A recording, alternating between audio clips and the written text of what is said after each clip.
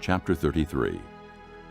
This is the blessing that Moses, the man of God, pronounced on the Israelites before his death. He said, "The Lord came from Sinai and dawned over them from Seir. He shone forth from Mount Paran. He came with myriads of holy ones from the south, from his mountain slopes. Surely it is you who love the people. All the holy ones are in your hand.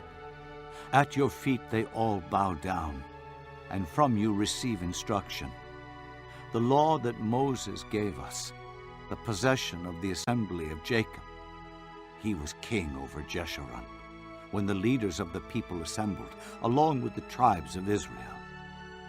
Let Reuben live and not die, nor his men be few." And this he said about Judah. "Hear, O Lord, the cry of Judah. Bring him to his people. With his own hands he defends his cause. O be his help against his foes." About Levi he said, "Your Thummim and Urim belong to the man you favored. You tested him at Massah. You contended with him at the waters of Meribah. He said of his father and mother, 'I have no regard for them.' He did not recognize his brothers or acknowledge his own children, but he watched over your word and guarded your covenant.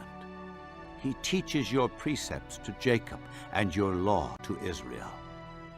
He offers incense before you and whole burnt offerings on your altar. Bless all his skills, O Lord, and be pleased with the work of his hands. Smite the loins of those who rise up against him.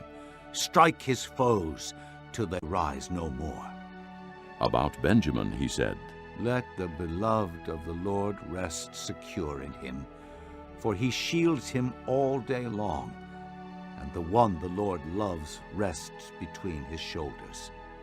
About Joseph he said, "May the Lord bless his land with the precious dew from heaven above, and with the deep waters that lie below.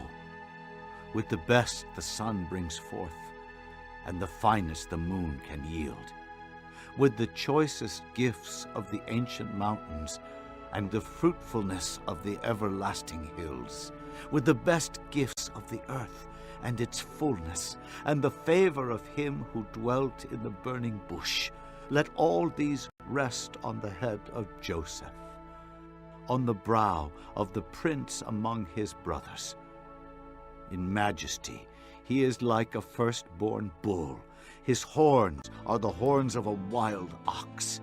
With them he will gore the nations, even those at the ends of the earth. Such are the 10,000s of Ephraim.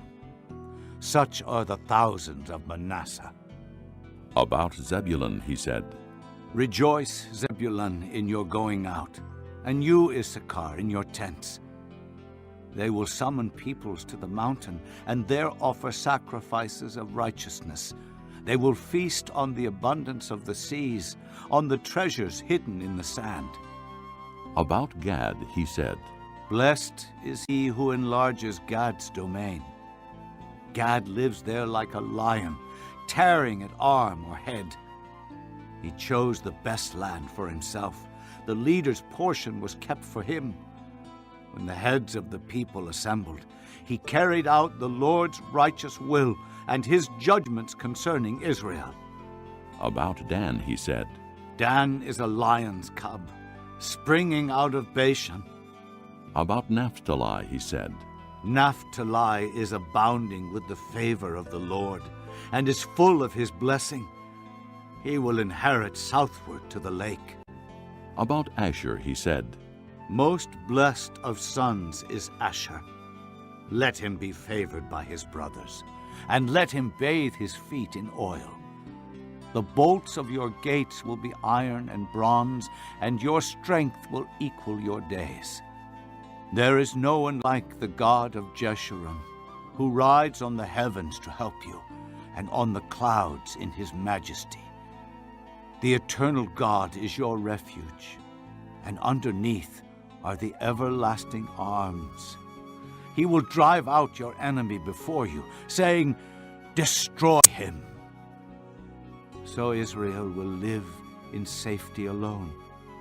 Jacob's spring is secure, in a land of grain and new wine, where the heavens drop dew. Blessed are you, O Israel. Who is like you, a people saved by the Lord? He is your shield and helper and your glorious sword. Your enemies will cower before you, and you will trample down their high places.